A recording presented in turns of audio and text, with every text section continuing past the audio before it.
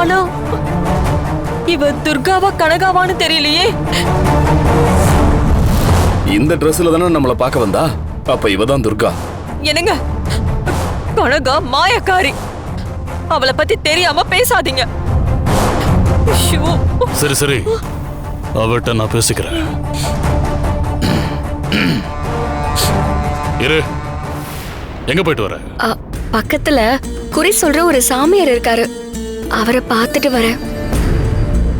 அவர்கிட்ட சின்னியாவுக்கு இருக்கிற ஆபத்தை பத்தி சொன்னேன். அவரும் சின்னியாவுக்கு நேரம் சரியில்லைன்னு சொல்லி இந்த முடி கயிறை கையில கட்டிவிட சொன்னாரு. இப்ப எதுக்கு நீ தேவையில்லாத வேலையெல்லாம் பண்ணிட்டு இருக்க?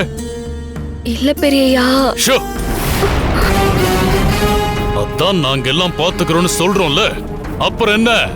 சின்னையாவுக்கு ஆபத்துன்னு தெரிஞ்ச பின்னாடி எப்படிங்கய்யா சும்மா இருக்க முடியும்? என்னால முடிஞ்சத நானும் பண்ணும்ல.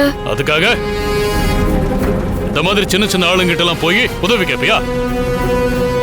நான் ஒரு பெரிய மந்திரவாதி கிட்ட பேசியிருக்கேன். அவர் என்ன சொன்னார் தெரியுமா?